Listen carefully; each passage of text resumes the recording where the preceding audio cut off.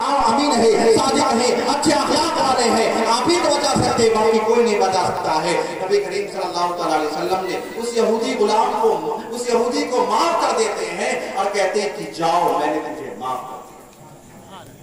जब माफ कर देते हैं तो इस माफी का ऐसा तासुर हुआ कि आगे चलकर वो भी यहूदी इस्लाम कबूल कर लेता। तो इस वाक़े से हमें क्या पता चला कि नबी चाहते तो उसको बदला ले सकते थे, लेकिन नबी बदला नहीं लिए।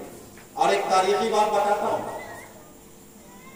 अल्लाह के नबी सल्लल्लाहु अलैहि वसल्लम जब मक्का में थे, आपको सताया जा रहा था, आपके बदने मुबारक पर ऊंट की उछड़ियां लाकर के रख दी जाती थी, आपके रास्ते में कांटे बिछाए जा रहे थे, आपके रास्ते में आपके बदन पर कूड़ा डाला जा रहा था, आपके गले में फंडा डाल करके और इस्लाम से फेरने की कोशिश की जा रही थी।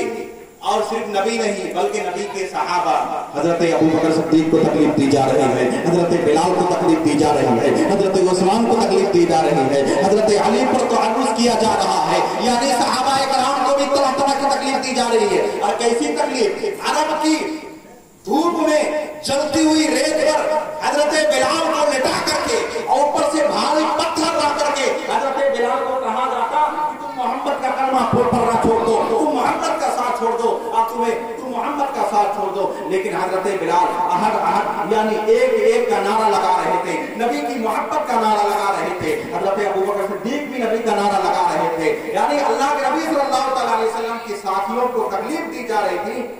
मक्का में आप तकलीफ से रहे थे लेकिन जवाब नहीं दे। और 3 साल का अरसा ऐसा गुजरा कि शेख अबी तालिब ने सहाबाए किराम और नबी करीम सल्लल्लाहु अलैहि वसल्लम की जाते मुक़द्दसा महसूर हो गए, नहीं उसमें बंद हो गए। न मक्का वाले आपसे लेन देन करते, न आपके पास सामान वाले को जाने देते। 3 साल तक नबी करीम सल्लल्लाहु अलैहि वसल्लम के पास और उनके साथियों के पास खाने के लिए सामान खत्म, खाने के लिए जब सामान खत्म हो गया तो नबी करीम सल्लल्लाहु अलैहि वसल्लम के साथी जो है पत्ते खाने लगे, चमड़े को ढूंढ कर उसको गला करके खाने लगे। ऐसा अरसा गुजरा मक्का में, यानी मक्का वालों ने, मक्का के काफिर ने तरह तरह की तकलीफ दी और तकलीफ ही नहीं दी। तकलीफ देने के बाद हबशा की तरफ हिजरत हुई। हबशा से वापस आने के बाद जब हबशा गए, वहां के बादशाह को, यानी हबशा के बादशाह नजाशी को बहकाया उन लोगों ने। नजाशी चूंकि बाद में चलकर वो भी ईमान ले आए और ईमान वाले को उन्होंने बना दी। फिर उसके बाद मदीना की तरफ हिजरत हुई। मदीना में हिजरत जाने के बाद फिर भी मक्का के काफिर जो है उनका दिल ठंडा ना हुआ। नबी करीम सल्लल्लाहु अलैहि वसल्लम अपने घर बार को, अपनी बस्ती को और मक्का शहर को छोड़कर के मदीना में जाकर आबाद हो गए, फिर भी उन लोगों का दिल ठंडा ना हुआ।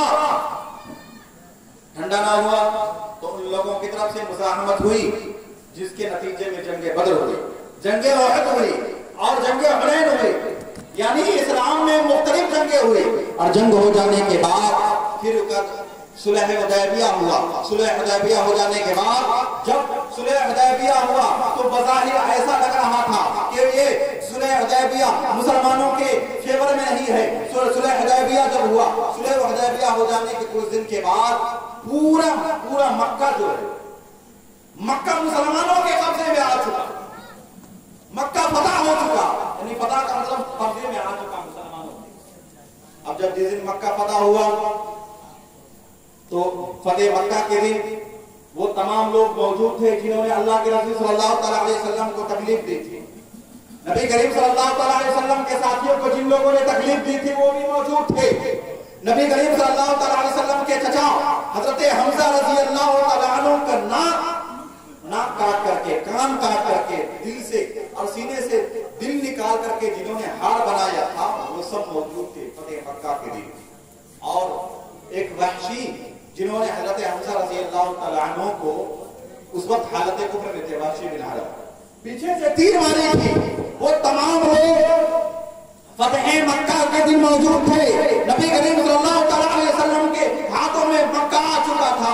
आप चाहते तो तमाम लोगों से बदला ले सकते थे, इंतकाम ले सकते थे, यानी नबी पर जो जुल्म किया गया था गिना करके बदला ले सकते थे। नबी करीम सल्लल्लाहु अलैहि वसल्लम की साथियों को जो तकलीफ दी गई थी, उन तकलीफ को गिना करके बदला लिया जा सकता था, लेकिन नबी ने फरमाया नहीं, आज बदले का दिन नहीं है, आज इंतकाम का दिन नहीं है। आप फरमाते हैं ला तसरीब अलैकुम अल-यौम फज़हबू व अंतुम तुलका, आज तुम पर कोई माफा नहीं है, आज तुम पर कोई भय नहीं है, जाओ तुम सब के सब आजाद। नबी करीम सल्लल्लाहु अलैहि वसल्लम को जिन्होंने तकलीफ दी उस वक्त हालत कुफ्र में थे, बदला ले सकते थे, लेकिन लिया नहीं, माफ कर दिया। क्या कर दिया? माफ कर दिया। अरे ये माफी नामा इतना ऐलान हुआ कि आपने फरमाया जो खाने काबा का दीवार, जो खाने काबे की दीवार पकड़ ले वो भी मामून है, वो अमन में है। जो अबू सुफियान के घर में पनाह ले ले वो भी अमन में है, और जो हाथ उठा दे या अपने घर में चला जाए वो भी मामून है, वो भी अमन है। इस अखलाक को देख करके अबू सुफियान जो हालत कुफ्र में थे वो इस्लाम कबूल कर लेते। हिंदा अबू सुफियान की बीवी, वो भी इस्लाम कबूल कर लेती है, और वो वहशी बिन हरब इस्लाम कबूल कर लेता है। और आम दिगर सहाबा इकराम, आम दिगर सहाबा जो हालत कुफ्र में थे वो सब इस्लाम कबूल कर लेते। इस वाकया से हमें क्या पता चला कि मजहब इस्लाम ये तलवार की जोर से बिल्कुल नहीं फैला, बल्कि अखलाक के जोर से फैला, अपनी आला तालीमात की वजह से। और तालीमात क्या है? मजहब इस्लाम में तालीम कुरान है। हजरत अली बिन तालिब रज़ियल्लाहु तआला अन्हु इरशाद फरमाते हैं कि ऐ लोगों, अगर अपने बच्चों को इस्लाम पर चलाना चाहते हो तो ये हदीस पाक नबी की समाअत करो। तो ये हजरत अली रज़ियल्लाहु तआला अन्हु से मरवी है, अल्लाह के रसूल सल्लल्लाहु अलैहि वसल्लम ने इरशाद फरमाया अद्दिबू औलादकुम अला फरासी खसाली, कि ऐ लोगों अपने औलाद को, अपने लड़कों को या अपने बेटा को 3 चीज की तालीम दो। औलाद को वो 3 चीज क्या है?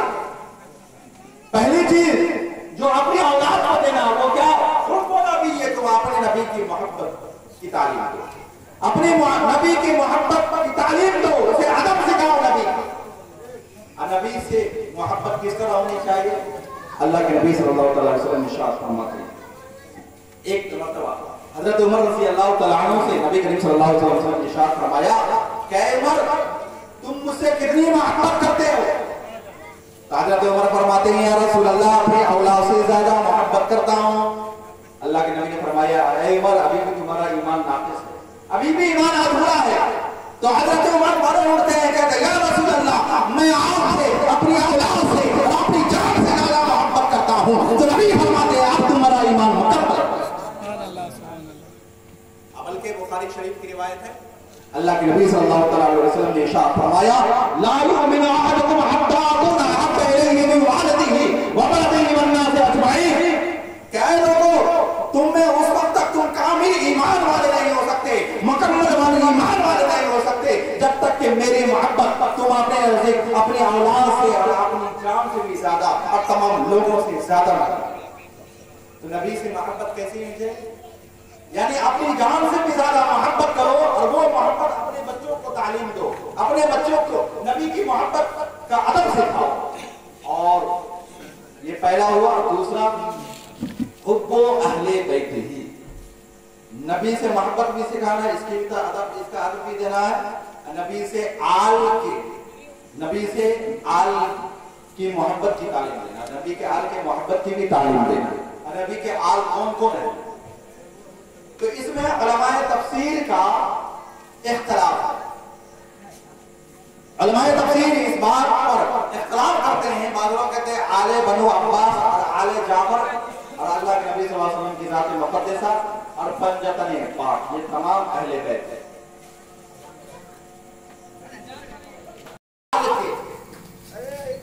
तालीम देना, नबी के आल के अदब की तालीम देना है। नबी के आल कौन कौन है? तो उलमाए तफसीर लिखते हैं कि जब, और चूंकि हदीस पाक भी है, अल्लाह के नबी सल्लल्लाहु अलैहि वसल्लम पर जब ये आयत नज़ली, कौन सी आयत?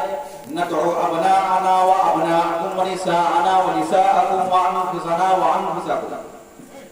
तो अल्लाह के नबी सल्लल्लाहु अलैहि वसल्लम पर जब ये आयत करीमा उतरी تو آپ اپنے کملی میں حضرت علی کو چھپا لیے، حضرت فاطمہ کو چھپا لیے، حضرت امام حسن، حضرت امام حسین سب کو چھپا لیے اور فرمایا اللہم ہؤلاء اہل بیتی، کہ اللہ یہ میری آل بیت ہے، یہ میرے آل بیت ہے۔ اور دوسری حدیث پاک میں ارشاد فرمایا کہ جو اہل بیت سے محبت کرے گا، محبت کی تعلیم دے گا، محبت کرے گا، من ماتا علی حب آل محمد ماتا مومنا ومن ماتا علی حب آل محمد ماتا شہیدا، کہ جو شخص اہل بیت کی محبت پر مرے گا وہ مومن ہو کر کے مرے گا، اور جو اہل بیت کی محبت پر مرے گا وہ شہید ہو کر کے مرے گا، شہید ہو کر کے مرے گا۔ تو نبی کے اہل بیت کی محبت کی تعلیم دینا ہے یا ادب سکھانا ہے؟ کیوں؟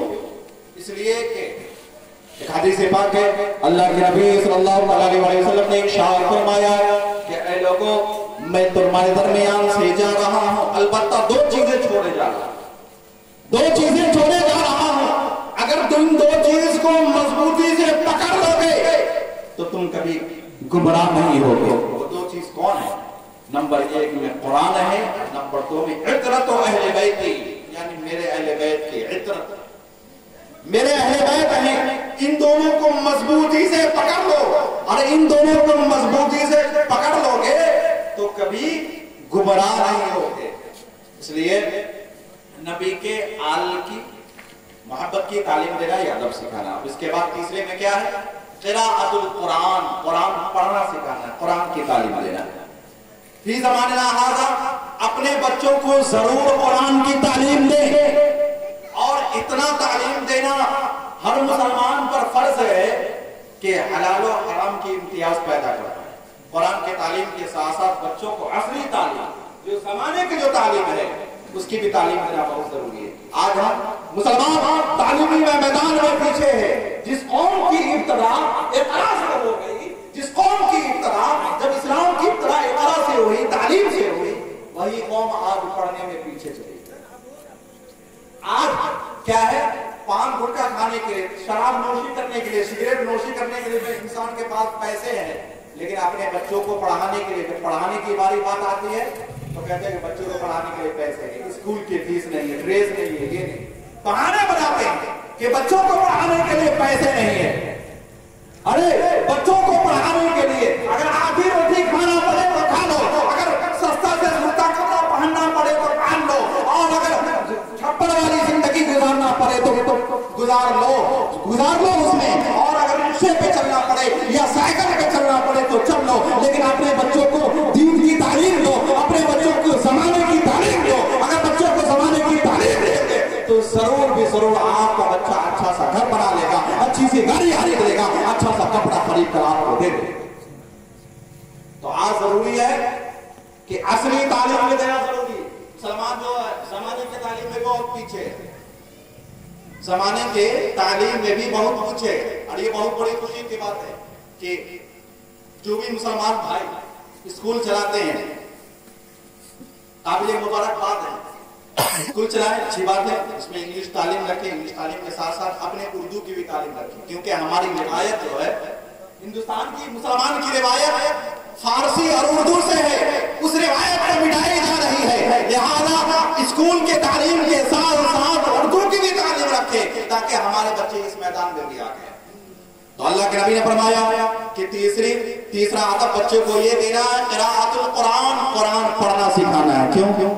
اور آگے فرماتے ہیں فَإِنَّ حَمَلَةَ الْقُرْآنِ فِي ظِلِّ اللَّهِ يَوْمَ لَا ظِلَّ إِلَّا ظِلُّهُ مَعَ أَنْبِيَائِهِ وَأَصْفِيَائِهِ، کہ قرآن کا پڑھنے والا کل قیامت کے دن جب سورج نزدیک آ جائے گا اس کی گرمی اور تپش سے لوگ بدحواس ہوں گے، پریشان ہوں گے، پسینے میں شراب ہوں گے، کوئی سایہ نہ ہوگا۔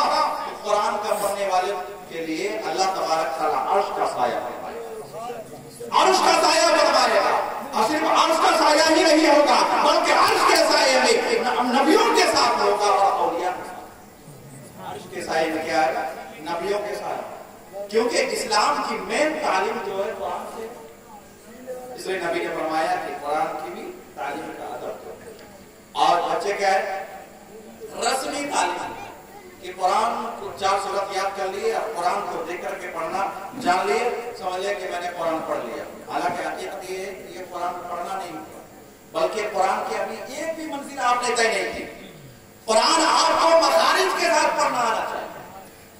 کم سے کم آپ کو 20 سورتیں یاد ہونی چاہیے تاکہ رمضان شریف وغیرہ میں آپ تراویح پڑھا سکے، اپنے آپ کو سورہ تراویح وغیرہ پڑھا سکے اور 20 سورہ یاد کر سکے تاکہ 5 وقت کی نماز میں آپ سورت کی تلاوت کر سکے مخارج کے ساتھ.